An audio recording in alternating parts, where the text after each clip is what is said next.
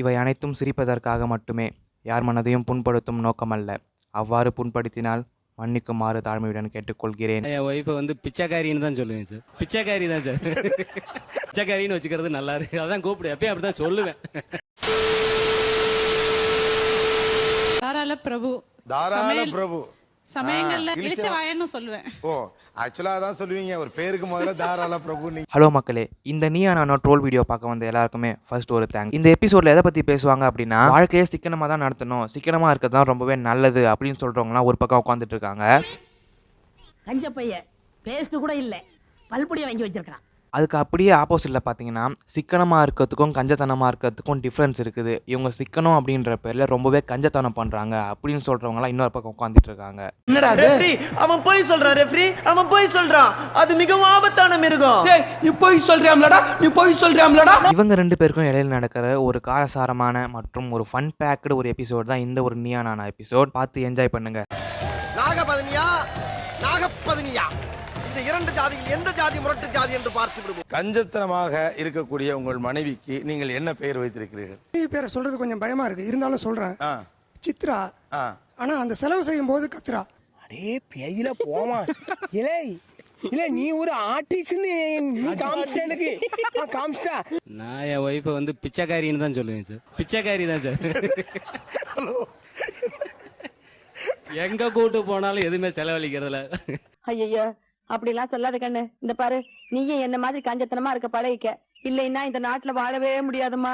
பிச்சைக்காரின்னு வச்சுக்கிறது நல்லா இருக்கு. அதான் கூப்பிடு, எப்பயும் அப்படிதான் சொல்லுவேன். ஓ அப்படிதான் சொல்லுவீங்க? நேரடியாவே சொல்லிடுவேன், பிச்சைக்காரி தான். செம ஓப்பனா பேசினாருங்க. சும்மா இருப்பா, அவன் ஒரு தடவை சொன்னா ஊரெல்லாம் போஸ்ட் அடிச்சு ஒட்டுவான் போல இருக்கப்பா. பிறவிலேயே சிக்கனத்தை கடைபிடிக்கிறாள். என்னோட ஒய்ஃப் நேம் வந்து உமா மகேஸ்வரி. கல்யாண பத்திரிகையில கூட உமான்னு தான் போட்டேன். உமா மகேஸ்வரி நான் கூப்பிட்டதே கிடையாது. ஓ அதுல நீங்க சிக்கனமா ஏப்பா, மாப்பிள்ள சிக்கனமா இருப்பாருன்னு சொன்னியப்பா, இப்படி சிக்கனமா இருப்பாருன்னு சொல்லலையப்பா. தாராள பிரபு சமயங்கள்ல இழிச்ச வாயன்னு சொல்லுவேன். ஓ ஆக்சுவலா அதான் சொல்லுவீங்க, ஒரு பேருக்கு முதல்ல தாராள பிரபு. நீங்க கண்டு விட்டாளையா, சூச்சமத்தை கண்டு விட்டாளே. லாடு லாடு லபக்தாஸ் சொல்லுவோம் இல்லையா, அதுதான் நாங்களும் லாடு லபக்தாஸ். நீ தாசா லபக்தாசான்னு கேக்குறான். வர வர என் ஒய்ஃபே என்ன லபக்தாஸ்னு கூப்பிட ஆரம்பிச்சிட்டேன். ஊரு கிணறு யாரு வேணாலும் தண்ணி எடுத்துப்பா. என்ன ஒரு கிரியேட்டிவிட்டி, எவ்வளவு யோசிச்சு வச்சிருக்கீங்க. அவ்வளவுக்கு கிரைண்ட். உங்கள் வீட்டில் ரொம்ப சிக்கனமாக அல்லது ரொம்ப கஞ்சத்தனமாக உங்கள் மனைவி செய்யற ஆட்டிடியூட் எதுன்னு பாக்குறீங்க? கிரெடிட் கார்டு வாங்கிக்கிறதுக்கு எனக்கு அவங்க அப்ரூவல் கொடுத்ததே கிடையாது. உங்களுக்கே தெரியும், ஒரு டிராவல் பண்ணும்போது ஒரு டிக்கெட் புக்கிங் கூட வேணுமே. ஃபாரின்ல போயிட்டு தங்கிட்டு 7 ஸ்டார் ஹோட்டல்ல தங்கிட்டு கேஷா பே பண்ணது அநேகமா நான் ஒருத்தனா தான் இருப்பேன். பாத்தீங்களா, கவுனி கூட அடிக்குது. ஹலோ, நான் தான் ஃபீல் பண்ணேன். நீங்களா? தேங்க்ஸ். ஏங்க ஒரு கிரெடிட் கார்டு அவர் இவ்வளோ ஒரு 7 ஸ்டார் ஹோட்டல்ல போய் ஸ்டே பண்ற அளவு ஒரு பெரிய இன்டர்நேஷனல் ரொம்ப யோசிக்காம செலவு பண்ணிடுவாங்க. இல்ல எல்லா செலவையும் பண்ணிட்டு லோனை ரீபே பண்ணும்போது திண்டாடுறது என்னவோ அவர்தான். அந்த டென்ஷன்ல பிபி வருது. இன்னும் உடம்புல என்னென்ன கோளாறு இருக்குன்னு சொல்லி தொலை, பின்னால நான் இல்ல வம்பல மாட்டிக்குவேன். ஓகே, எவ்வளவு டைம் கொடுக்குறீங்க அவருக்கு? ஒரு 6 months அப்படி இருக்க சொல்லுங்க சார். கண்டிப்பா சார். இருந்தா கிரெடிட் கார்டு அலௌடா? சரி சார். ஏங்க கிரெடிட் கார்டு கொடுக்குற பேங்க்குக்காரங்க கூட இவ்வளவு கேட்க மாட்டாங்க. மாட்டிக்கிட்டியா துவச்ச கையோட வந்தேன். நீ இப்படித்தான் வாழ்ந்துகிட்டு இருக்கேன் நான் கோயில்ல. பேஸ் ஒரு மொபைல் கடைக்கு போறது, 3000 ரூபாய்க்கு மொபைல் வித்துட்டு 1500 ரூபாய்க்கு இன்னொரு மொபைல் வாங்கிட்டு 1500 ரூபாய் கேஷிங் வாங்கிட்டு வந்துட்டாங்க. பையனை வந்து இவங்க தான் ஸ்கூல்ல டிராப் பண்ண போவாங்க.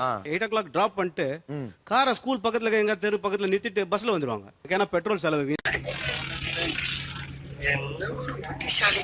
எங்கேயும் வெளியே போய் விட மாட்டாங்க. அவங்களாவது வெளியே போய் விட்டாங்க இல்லைங்களா? அது மாதிரி எப்போ பார்த்தாலும் ஒரு சந்தேகத்தோடய பாக்குறது சார். ஒரு 2 பசங்களோட வெளியே போறோன்னா ஒரு சந்தேகத்தோட பாக்குறது. அதெல்லாம் செய்ய மாட்டேன்னு நீ செய்வடா. உன் முகர கட்டைய பார்த்தாலே தெரியுதுடா.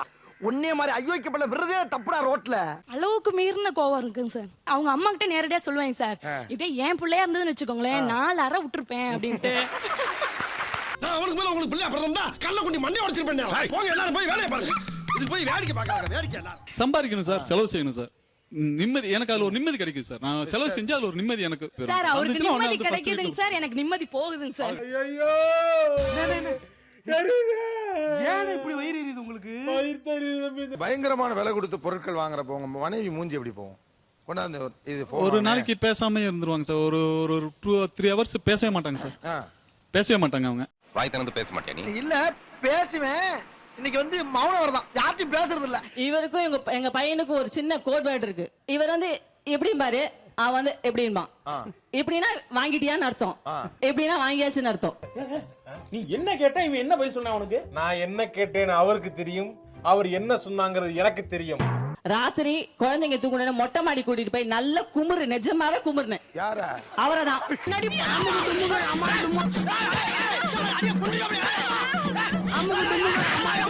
ஏன் மொட்டை மாடியிலன்னு கேளுங்க. வீட்டுக்குள்ளனா திருப்பி அடிப்பாரு, சத்தம் வரும். மொட்டை மாடியில சத்தம் போடுறது வெக்கப்பட்டு வாயை மூடி இருப்பாரு. அதுக்காக மொட்டை மாடியில கூட்டு போய் அடிச்சுட்டு வந்தேன் நான். என்ன ஒரு புத்திசாலித்தனம். தெய்வமே, வீர சிவாஜி மாதிரி போஸ் எல்லாம் பயங்கரமா இருக்கப்பா. சரி இருங்க சார், நான் அப்புறம் பின்னாடி பேசுறேன். எனக்கு இப்ப நேரம் சரியில்லை, அப்புறமா வந்து வச்சுக்கிறேன். புரிஞ்சுக்கிட்டா சரி. நான் முதல்ல இவ கல்யாணம் பண்ணிட்டு வந்த அன்னைக்கு சொல்லியா தான் கிடந்தா. கொஞ்சம் கொஞ்சமா தேத்தி தேத்தி தேத்தி நானு கடைசிக்கு என்ன போச்சு, அந்த உலக தண்டி கையை தூக்கி நம்மளே அடிக்க ஆரம்பிச்சா. வளர்த்த கடா நெஞ்சில பாயுதுன்னு கேள்விப்பட்டிருப்ப, ஆனா நான் வளர்த்த கடாலாம் வளர்த்த காடா நெஞ்சில முட்டணும் ஒரு பழமொழி சொல்லல. நம்ம வளர்த்து நம்மளே முட்ட வேண்டியதாகி போச்சு. இப்ப கைய முறுக்கிக்கிட்டு நெஞ்சில குத்துறாயா குத்து. இவ்வளவு பெரிய மூட்டை வச்சுக்கிட்டு ஒரு ஏத்துனா பாருங்க, இங்க வந்துருச்சு. மூடிட்டனே, இல்லன்னா வெளியே வந்து வந்திருக்குமே. போடுற கைலி எல்லாம் இருக்கும்ல, அதெல்லாம் கிழிஞ்சிருந்தா அப்படியே இது முடிச்சு போட்டு அதே தான் கட்டிட்டே இருப்பார். அதுதான் ரொம்ப டைஜஸ்டே பண்ண முடியாது. 15 வருஷம் தான் அது, அதுக்குள்ள இந்த வேட்டி கிழிஞ்சு போச்சு. ஊசி நூல் எடுத்துட்டா போய். வேட்டியோட எக்ஸ்பைரி டேட்டுக்கு தீர்ந்து எவ்வளவோ நாள் ஆச்சு. இனி தைக்கிறதுக்கு அது இடம் இல்ல. இந்த பக்கம் தச்சா இந்த பக்கம் கிழியுது, இந்த பக்கம் தச்சா இந்த பக்கம் கிழியுது. அவசியத்துக்கு போயிட்டு ஏதாவது கிரைண்டர் அது இதுன்னு எதாவது கொண்டு வந்து வாங்கிட்டு வந்து வச்சிடறான். கிரைண்டருக்கு தேவையானது தானே சார், அது கூட வாங்க சார். அப்படி வாங்கிட்டு வந்து வச்சாலும் டெய்லி இட்லி மாவு வாங்கிட்டு வா, இட்லி மாவு வாங்கிட்டு வான்றான். என்ன இல்ல ஃபீல் ஆகுதுங்க. கிரைண்டர் அப்படியே இருக்கும். ஆமா அப்படியே இருக்கு சார். அப்படியே சார் வாங்கி யூஸே கிடையாது சார். அவர் பாஷையில கரண்ட் பில் மிச்சம் பண்றேன் சார் நானு. அவர் பாஷையில கரண்ட் பில் மிச்சம் பண்றீங்களா? சொன்ன இந்த மாதிரி எல்லாம் பேச சொல்லி யாரா சொல்லி கொடுக்குறா? என் மூளைனே. ஆட்டாத கிரைண்டர் ஷோரூம்ல இருந்தா என்ன அதையும் வாங்கி வந்து வச்சிருக்கீங்கன்னு? அது ஒரு எமர்ஜென்சிக்காக சார். ஓ, கிரைண்டர் எமர்ஜென்சிக்கு தான் பல பாத்தீங்க சார். கிரைண்டரே வந்து எமர்ஜென்சிக்கு எல்லா பொருளும் அப்படிதான் சார். குண்டு பைப்ல எப்படி கோர்த்து விடுது பாரு. சோப் போட்டு துவைச்சேன்னா சீக்கிரமா மெட்டீரியல் எல்லாம் வேஸ்ட் ஆயிடும். அதனால நான் சோப்பே போடாம அதை இயர் கணக்குல யூஸ் பண்ணிக்கலாம் அப்படி சொல்லுவார். இந்த மாதிரி கேவலமான ஒருத்தனை பார்த்ததே இல்லைன்னு தானே தோணுது. இருட்டா மச்சி, நீயே ஃபர்ஸ்ட் வந்துட்டு போ. என்ன பண்ணிட்டு இருக்காரு sir? He is a police டிபார்ட்மெண்ட்ல. தெரியாம நான் மட்டும் கேட்டேனே. அப்படிலாம் ஒண்ணும் இல்ல சார். மாட்டிக்கினாரு ஒருத்தர், இவரை காப்பாத்தணும் கத்திரி, இவரை காப்பாத்தணும் கத்திரி. பனியனையே அப்படியே பழசாகிற வரைக்கும் போடுறாருன்னா அவர் ரொம்ப நியாயமான போலீஸ்காரராகத்தான் இருந்தாக வேண்டும். இதுல இருந்தே நீ எவ்வளவு நல்லவன் தெரிஞ்சு போச்சு. வீட்டுக்கு வந்து நான் இருக்கும்போது யாராவது பிச்சையோ எடுக்கிறது ஏதோ வந்து கேட்பாங்க. என் ஒய்ஃபை பார்த்தாங்கன்னாவே ஒரு மாதிரி ஆயிடுவாங்க. மகாபிரபு, நீங்க இங்கே வந்துட்டீங்களா? பாட்டிமா இருக்கிறாங்க, ரெகுலரா வந்து எனக்கு கரெக்டா வந்துருவாங்க, தேடி கொடுத்துட்டு இருப்பேன். இனிமே நீங்க வந்து சண்டே தான் வரணும். வீக்லி ஒன்ஸ் தான். ஆமா, அது டைம் சொல்லிட்டாங்க உங்களுக்கு.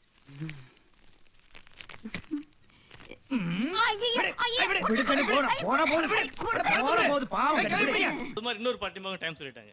நீங்க நிறைய பாட்டிமா குடிப்பீங்க போல இருக்கு. எனக்கு கொஞ்சம் ரொம்ப இறக்கம் காட்டுவாங்க உங்கள்ட்ட எல்லாம். வயசானவங்கள அவ்வளவு முடியல இல்லையா? ஜெனியூனா ரொம்ப அவர் பேசையில ஒரு ஒரிஜினாலிட்டி இருக்குங்க. நல்லா இருப்படா போடா, உன்னெல்லாம் ஒண்ணும் பண்ண முடியாது.